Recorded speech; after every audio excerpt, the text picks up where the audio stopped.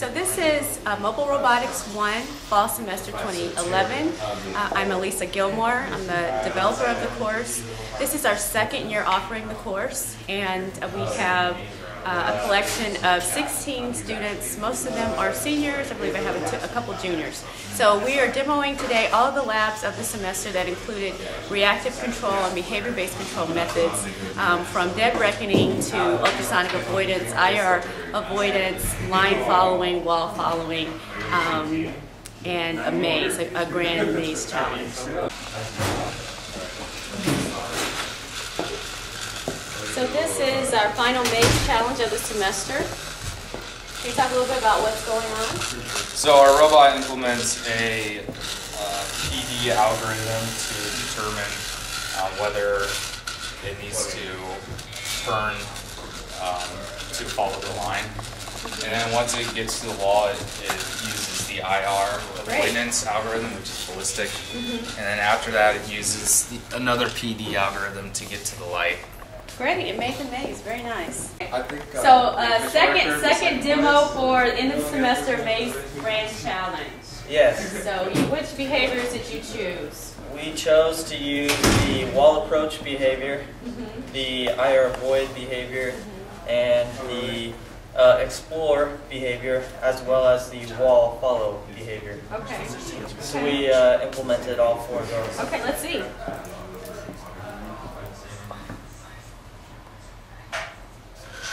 So what does it do first? Right now it's exploring at full speed, and then it's about to approach the wall, and then it's going to turn right after it approaches the wall.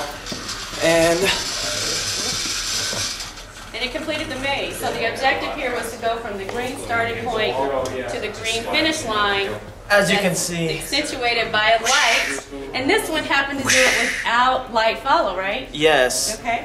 The robot was following the wall and ran right through the finish line in record time. Thank you. Okay, so what behaviors are you doing? This is just wall following first. We can't say higher level light follow. Okay. So we have wall following and then light follow. This was the fastest robot to complete it in 8.2 seconds. Completed the maze. All right. All right, thank you. Which vehicle are you demonstrating? This is the light avoidance for vehicle B. These are crazy. So, what is it doing? Trying to drive away from the light, but that wheel's not turning for some reason. Yeah, there was an error because we didn't turn it. Oh, with it. Right? That's weird. It didn't overturn. This is the turn. This isn't oh, I see. This is just the turns. I think one of your right wheel isn't moving. Photoresistors.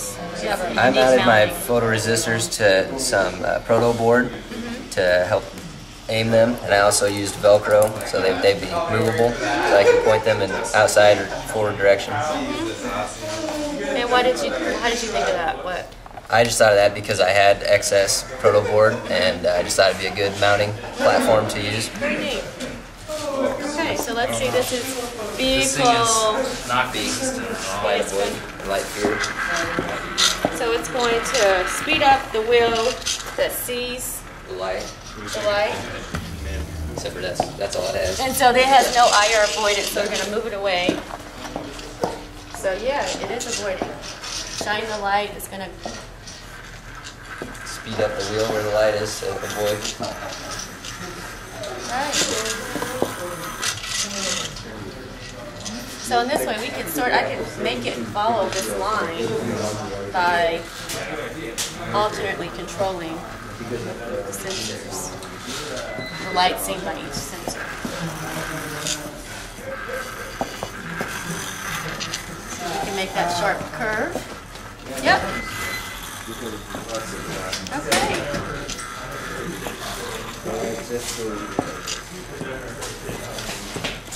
Great. A reactive control robot. Thank you. Okay, so this is vehicle it's going to... This is Explorer, as it's kind of coded as unfaithful. As the light sensor reads, it'll turn. If both sensors read a certain voltage, it'll actually slow it down. So if the light is bright enough on both sensors, it'll actually stop in front of it. But as she points the light at the sensor, it slows that sensor down. Or it slows the opposite one down, and it'll turn away. And then as it sees less light, it'll speed up. And that's why it's kind of called unfaithful or explorer. Because it'll always go away from the light. It'll go away from the light, but as the light is there, it slows down. So that's why it's kind of like unfaithful in relationship. You can be like really close, but as soon as you're gone, they just kind of run off. Okay. So this is not a direct Brandenburg. It sounds like you added some more logic on top of that. It's coded exactly like that. It amplifies the light sensor. Oh, okay. But that's just kind of how the behavior is I saw it as. Oh, I see. So we shine the light, and it's going to speed up the wheel intensity. Right, because it's crossed. So this is If you turn powered. I believe this is powered because it speeds up the wheel. It speeds up.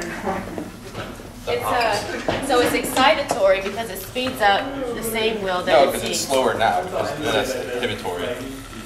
Your flashlight isn't getting on both sensors. It slows down the opposite wheel. Oh, okay. I see. I see. That's why it's slower now. I see. Because there's more ambient light, but I see now it's slowing down the opposite wheel. So if you turn on this lamp, So it turns away from the light.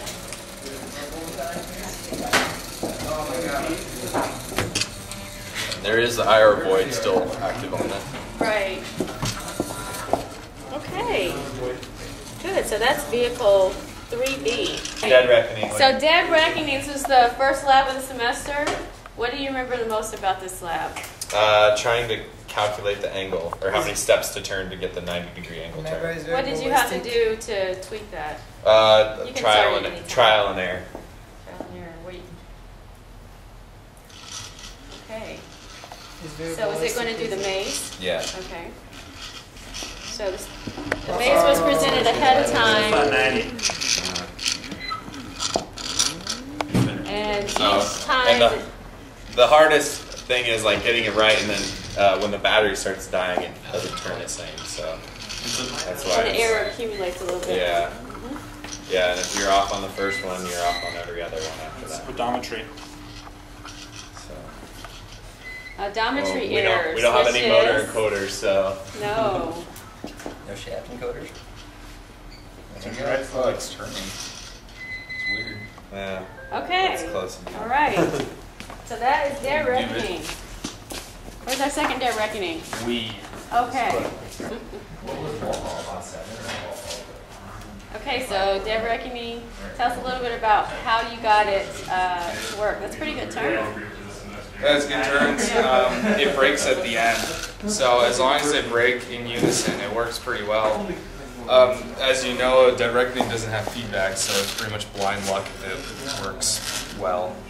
And little errors add up. That was our best run. Okay, good. Thank you. Instead of having a reactive behavior with the photosensors, it's now have a behavior base. Yeah. So, what was the transition like? We actually did ours like the rock. So we have like 3 different buttons you can push and it'll do whatever behavior you want. Okay. So we have it so you click a button to start and then it just sits there in a loop waiting for the behavior. Okay, good. And it beeps at you and lets you know. So what's the first behavior? Ultrasonic, second is line fall, and this is light fall number 3. Okay, so this is looking for a light. So it's in cruise now? Yeah. It's in cruise until it finds a light of high enough intensity. How is it navigating based on that? Is it looking at the difference? Yeah. We were having trouble with our right one earlier, but it seems to be doing a little better. Do you have light observe? Not on there. Okay, good. It found the light and it's going to find it again, it looks like. Ultrasonic avoidance is there. Or rather, IR avoidance. Okay, great. Thank you. Okay, so tell us about your robot. So right now it's an Explorer, and it's got stasis to where if it hasn't had any inputs, it will then try to get out of a spot, and uses the difference between the two photoresistors. Mm-hmm. You have a beep in there. That'll be Beep in the beep. Alright, yeah, that light's not loud or bright enough to. Yeah. It's observing it really closely. Our observe is a very high threshold. So IR avoid is not active, but it followed the light, went almost a 90-degree turn. There you go. Oh, no. Okay, good. That's great. That is great. Nice performance. Too much of ammo. I think that light's just too dim. There we go. See that? See if we can get it to observe. This may not be bright enough. That'd be pretty darn bright. It's at the front sensor. Oh, okay. Is the center one here? No, that's not even bright enough. So what are the beeps indicating?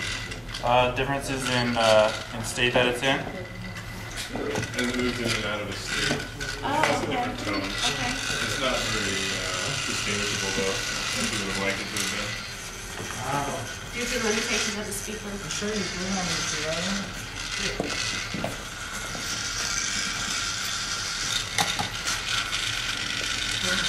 Alright, so what do you remember as the main difference between the Brattenberg vehicles and the light follow behavior?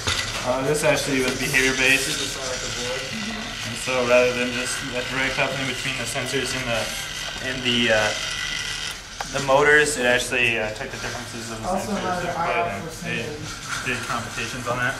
Okay, great, thank you. So if you can talk a little bit about how you implemented this. So this is just going to be normal proportional light follow.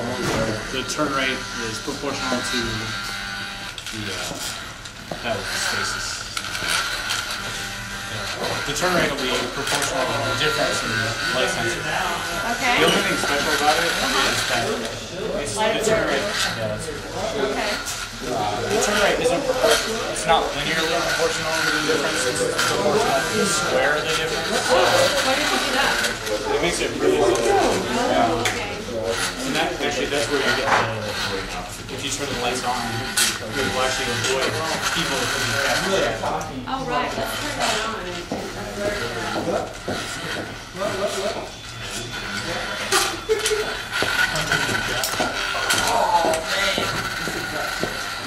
So since it's so sensitive, it'll actually avoid walls and people.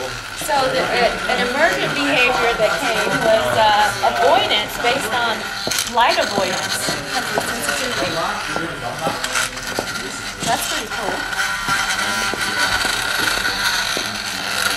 Are you doing ultrasonic avoid?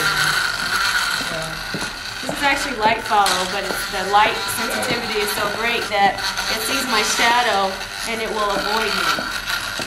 This uses light. It's based on light intensity.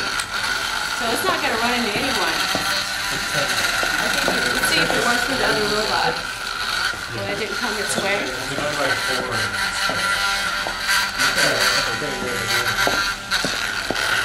Very sensitive. What kind of behavior would you call this? Emergent behavior. Yeah, but what does it look like it's doing? Avoid at all costs. Pretty impressive. Okay, thanks. Okay, so ultrasonic avoidance.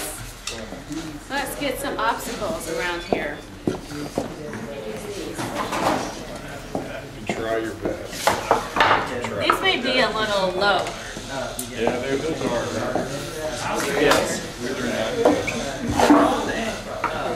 Yeah, there we go. Okay. So are you using your DC servo motor? Yeah, you are.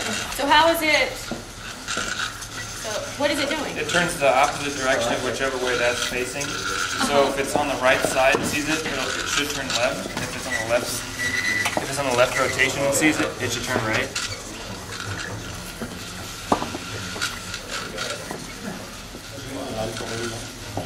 So perhaps we can get it to go through sort of maze. And then I see the IR sensor is triggered. The hardest thing we have with this is the limitation of how fast you can turn the motor before it starts getting like jerky. Oh, okay, the DC So, motor. yeah.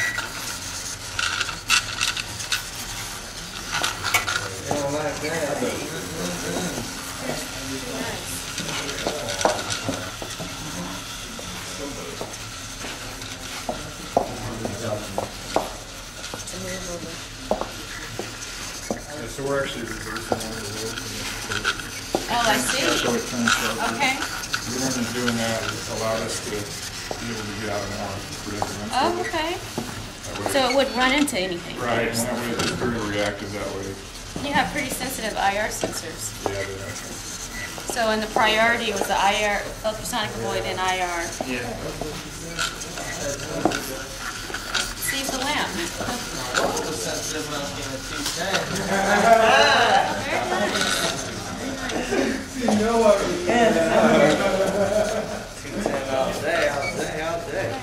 See that?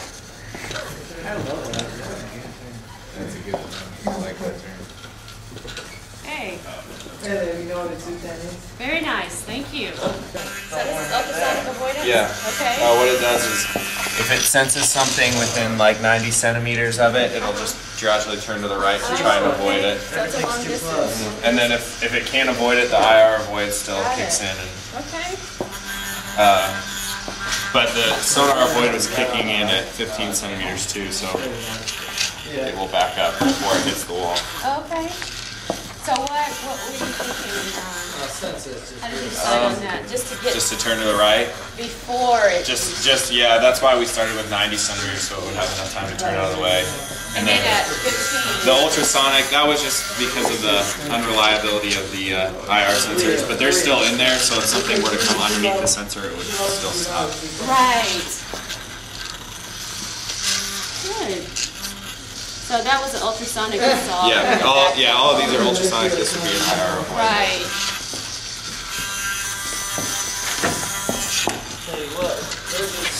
That was ultrasonic.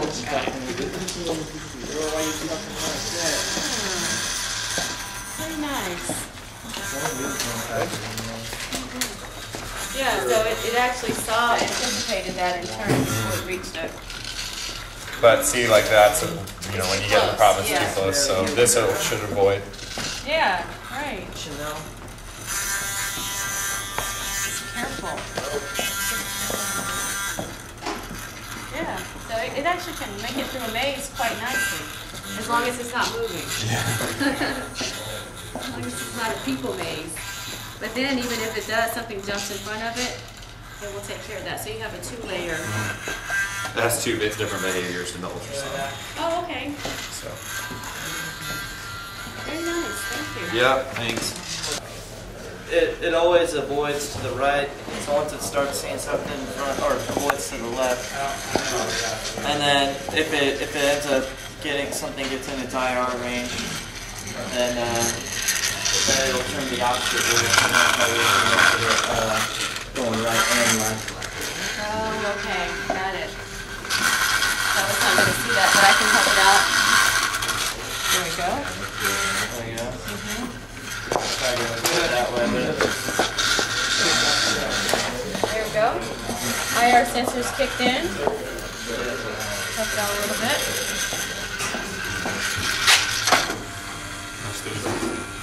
yeah, this is amazing. Check it out. This robot doesn't mess around. Okay, let's add that again.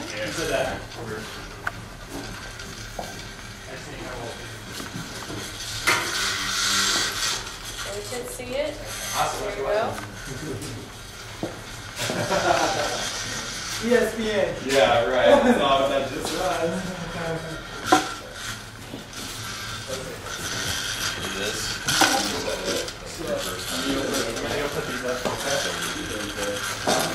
As you can see, it got through that maze.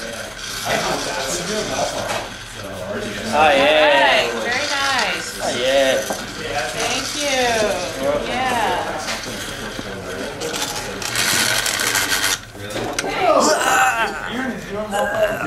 No, we not.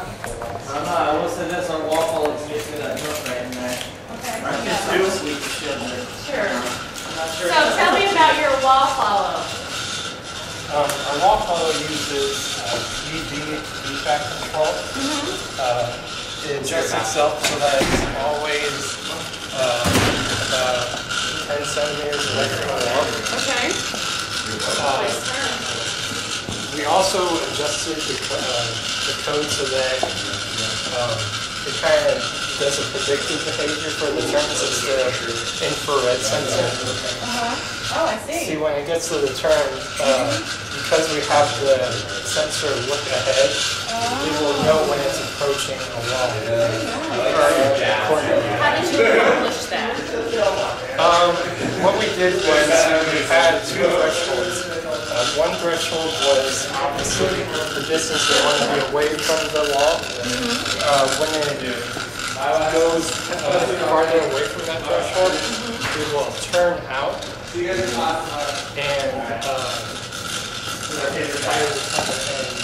turn towards it. The reason we had the sensor turn out was because of the convex corners. We were having some problems detecting when the corner was ending without the robot looking into it.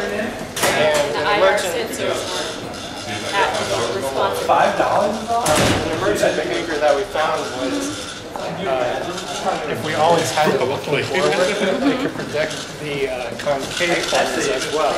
So then we didn't have to have any dependency on infrared detection at all. So how are you determining when to move the servo motor to rotate the ultrasonic sensor? Whenever it's within 10 centimeters, we kind of just look ahead a little bit. Oh, okay. And then when it reaches kind of the, kind of like these corners up here where they protrude a little bit, they'll move out. When we'll kind of turn away from the wall, but then we want it to, and then that'll cause it to kind of turn like it was, approaching the end of a wall. It's tracing along this line for the tile exactly. So it's very stable. What did you find when you were tuning the P? You said it's P and D? Right. How did you choose the gains for those? Well, for P was pretty much a reaction to how fast the motor should be turning. For the convex and concave turns, we pretty much just tested, around 5 or 6 different different values. We found that slower speeds obviously would make it a little bit more reactive because of the sensor, its sensitivity, or its frequency at which it could actually detect distances. But I think what really made the wall following so smooth was the differential control. Okay. Because we're able to sense it enough so that we can adjust the motors constantly, even though it's not completely obvious when you're looking at it. I can tell though you have quite a bit of control.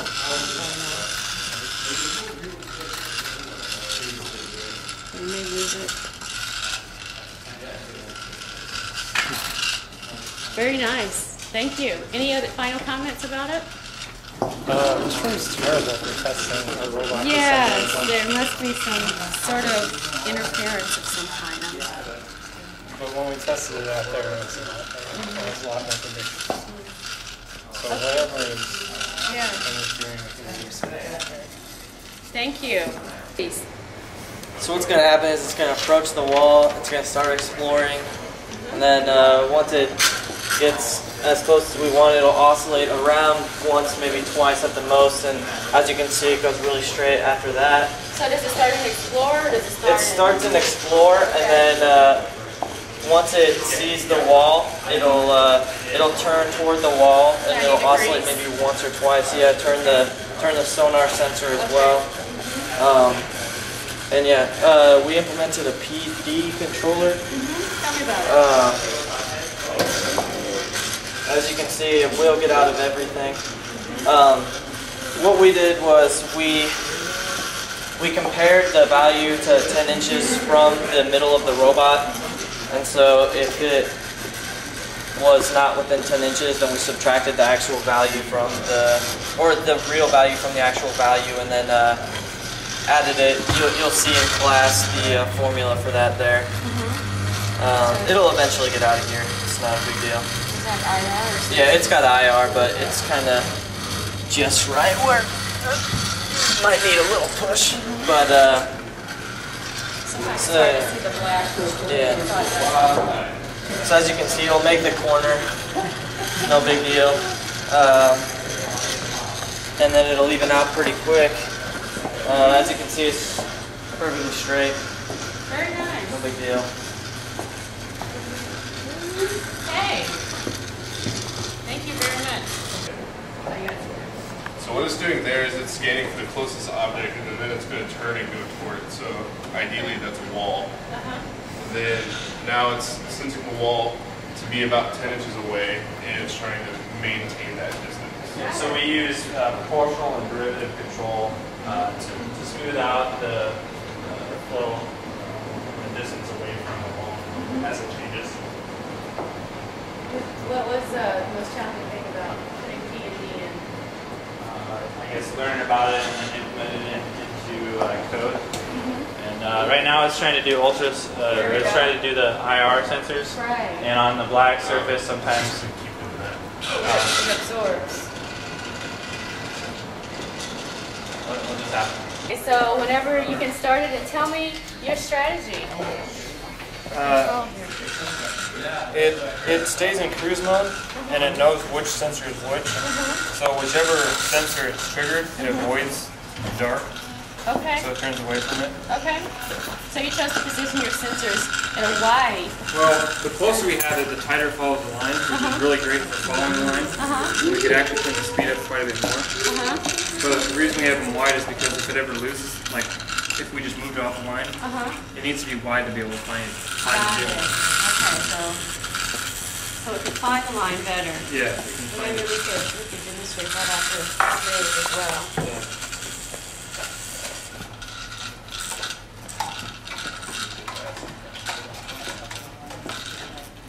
It's got a PD controller in it to help. It doesn't oscillate really at all. No, it's pretty tight. So tell me about your PD control.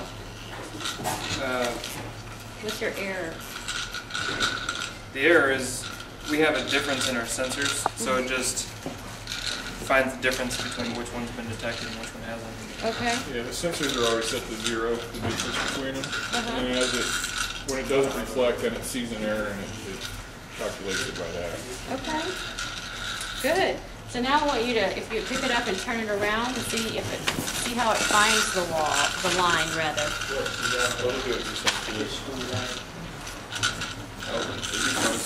Okay. That's another opportunity. A little wider.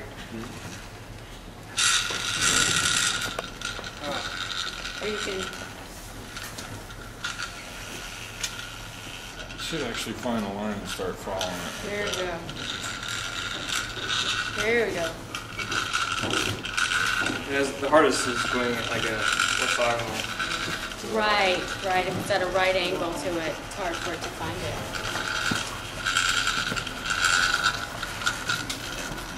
straighten it up. Okay, great.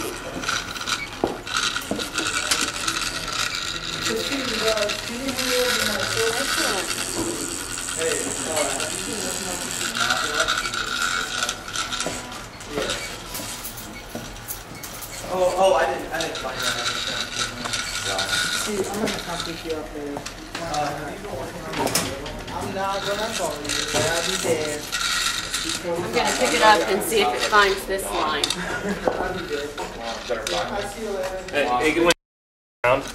It starts going crazy. Oh, okay. So So it's an Explorer now because it doesn't know there's a line. yeah, and then as soon as it hits it, It'll start. There you go.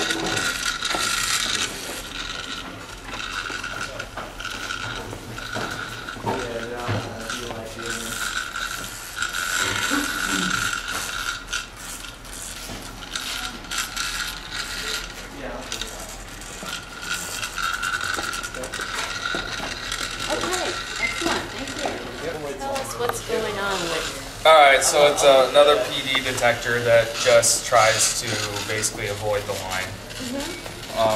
One thing we encountered troubles with was that our sensors were giving different values.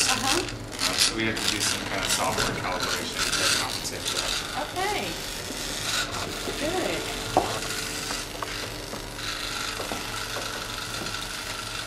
So what you're using P Yep. and D Proportional and derivative. and derivative? Yep. What are you using as your error? I don't know.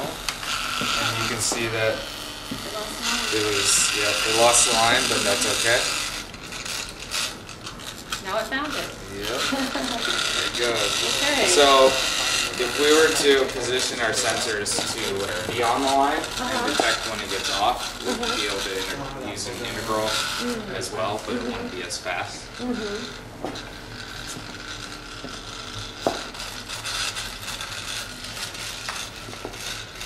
said we get dead reckoning. What?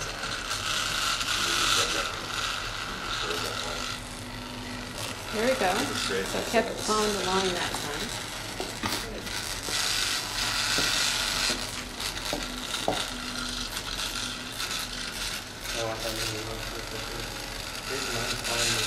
Great. That's excellent. Thank you.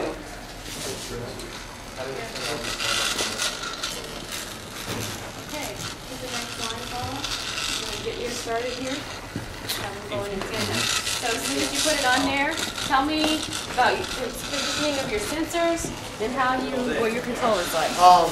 We just changed up our position of the sensors a couple weeks ago. We put them underneath the SIM-bot, right next to the access. Okay. So when it has to adjust, it doesn't have that big extra sway on the radius of the circle.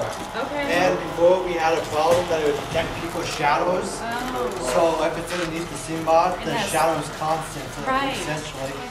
And that Very allowed nice. us to have a whole lot better control. It is. It's very, And very it good. stays on, and the sensor's probably almost as width as a tape, so it doesn't have the Okay. big white sensor as the other one. So it wants to stay on. Exactly. Okay. But the sensors still straddle the line. They're on top of the They line. straddle it. Okay. Very nice. Now, what are you doing? What does it do for line find? Is it able to find them? This one's just the speed one, but if it's not too perpendicular to the line, it will find the line and follow it again. Okay.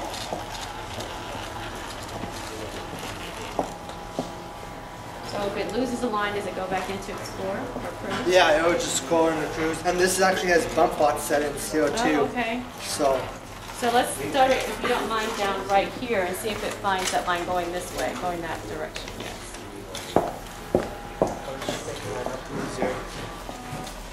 No, it found the line. Great. Good job. So it goes from Explore It has then- Explorer, bump bot, and line follow. and line follow. This is the same one that we used for the maze. I Okay. just commented out there. But light. that left bump bot sensor. There we go. Yeah, it's like I just commented out the line follow. Okay. I like I found the line again. So. Yeah, it found the line again. Great. Pretty impressive.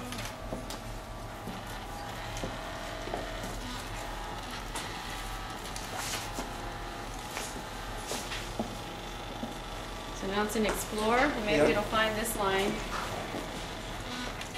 Found it. Hey. All right. Yep. Pretty sweet.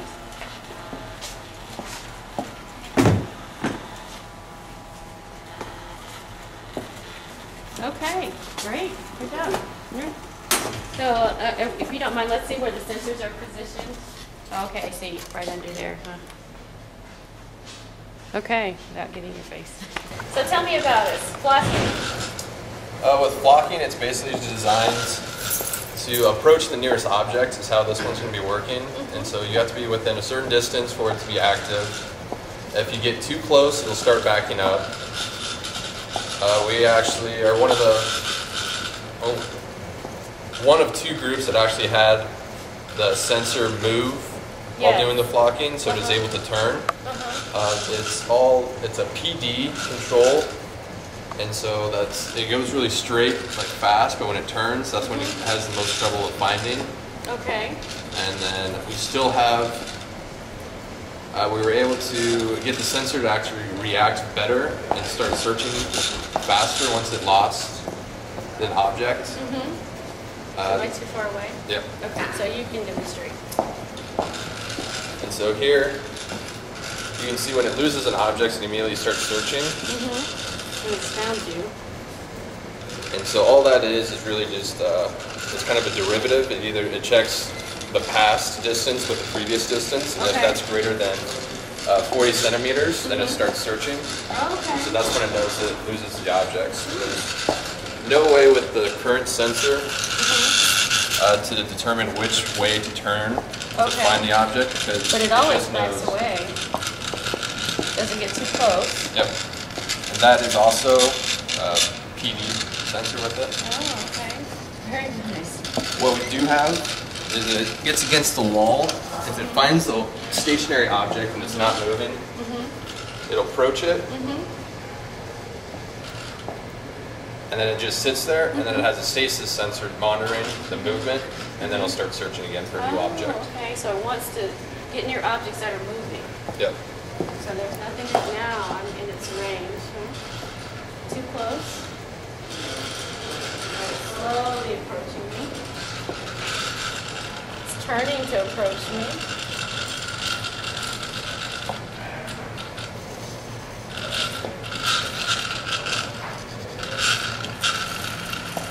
So if there are other robots programmed the same way, It potentially has, they can like flock together based on their movements.